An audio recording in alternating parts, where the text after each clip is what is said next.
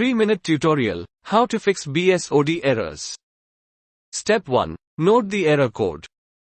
When the BSOD appears, note the error code or message, e.g., IRQLNOTLESSOREQUAL, PAGEFAULTINNONPAGEDAREA. This code will help identify the specific problem. Step 2. Boot in safe mode. Restart your computer.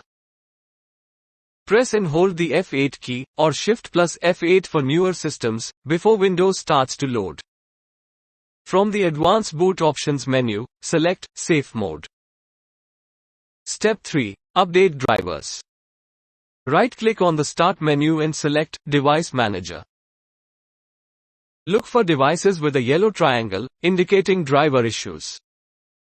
Right-click on the device and select Update Driver. Step 4. Run a system scan. Open Command Prompt as an administrator, right-click on the Start menu, select Command Prompt, Admin. Type SFC, scan now and press Enter.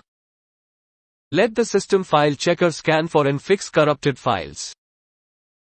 Step 5. Check for Windows updates. Go to Settings, Update and Security, Windows Update. Click Check for Updates, and install any available updates. Step 6. Check for hardware issues. Open the Start menu and type Windows Memory Diagnostic. Run the Diagnostic tool to check for RAM issues. For hard drive issues, open Command Prompt and type chkdsk, fr and press Enter. Step 7. Restore your system. Open the Start menu and type System Restore.